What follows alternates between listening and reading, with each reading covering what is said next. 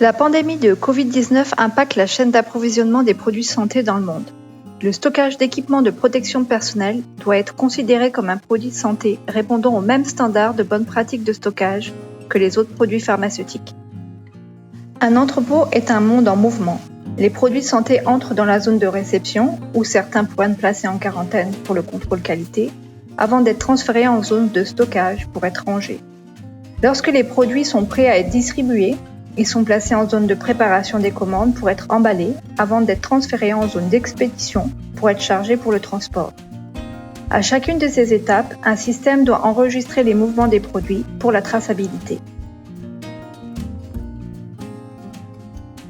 À l'arrivée des marchandises dans l'entrepôt, les palettes sont déchargées du véhicule de transport pour être inspectées visuellement avant d'être orientées vers la zone de quarantaine en cas de nécessité ou vers la zone de stockage.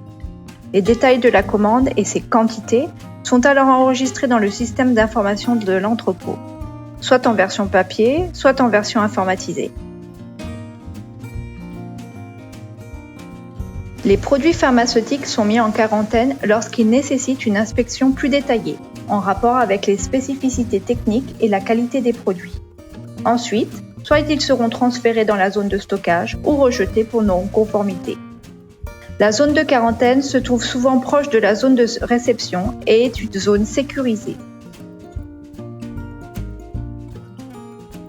En zone de stockage, les produits pharmaceutiques sont rangés sur palette pour les gros volumes ne nécessitant pas d'être détaillés ou sur les étagères pour les plus petits volumes.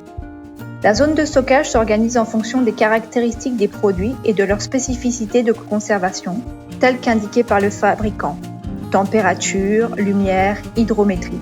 Chaque produit doit avoir une fiche de stock propre avec son numéro de lot. En zone de stockage sur palette, sur rack, les bonnes pratiques recommandent d'appliquer les principes suivants. Conserver les produits avec une date de péremption longue en hauteur pour laisser la place aux autres à portée de main. Entreposer les colis les plus lourds au sol. Regrouper les produits des mêmes familles, oraux, injectables, sirop, par zone. Avoir un espace de circulation suffisant pour permettre le passage d'une palette. Protéger les produits de grande valeur ou particulièrement fragiles, comme sécuriser les opiacés. Et disposer d'équipements de manutention, chariot élévateur, et avoir un personnel formé à son utilisation.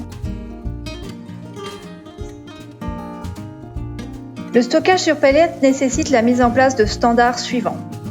Hauteur maximum de 1,80 m, mise en pratique des méthodes de stockage ABC et FIFO, date de péremption courte en premier sur les étagères, codification des colonnes et des rangées pour faciliter le repérage des articles, étiquetage des produits, séparation des lots, groupage des articles par type, injectable, formule orale, tablette.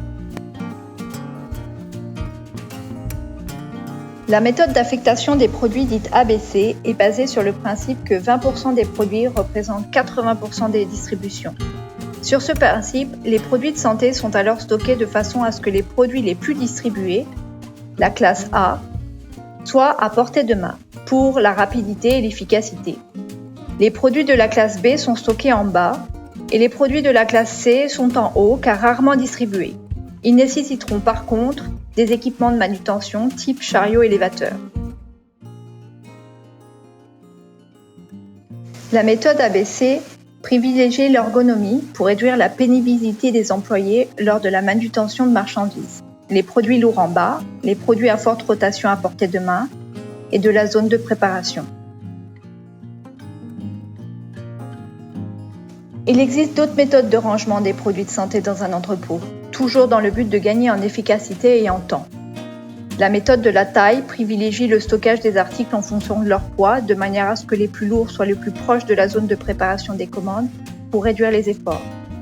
La méthode de la similitude permet de rassembler des articles fréquemment distribués ensemble après l'analyse des expéditions. La méthode basée sur les caractéristiques des produits définit le type et le lieu de stockage, tels que les vaccins qui nécessitent un réfrigérateur ou les opiacés qui doivent être sécurisés. Il est important de noter qu'il est possible d'appliquer dans un entrepôt plusieurs méthodes pour réduire les pertes et accélérer les réponses aux commandes. Il est indispensable lors de l'organisation d'un entrepôt de prévoir une surface adéquate afin d'organiser les flux de produits correctement. En règle générale, on estime que 40 à 60% des surfaces de stockage doivent être réservées aux allées de circulation et de manipulation. La zone de préparation des commandes et d'emballage est la zone où les préparateurs regroupent les produits, assemblent et quittent en vue des expéditions. Il y a 2 étapes à ce processus. Le picking, qui consiste à aller collecter dans l'entrepôt les produits à expédier, d'où l'intérêt de savoir où ils sont, et le packing, qui consiste à emballer les produits. À ce stade, il est important de ne pas oublier la documentation. La zone d'expédition sert à regrouper les produits devant être expédiés. Souvent, la zone est sous-divisée par destination. C'est à cette étape que les documents d'expédition seront finalisés.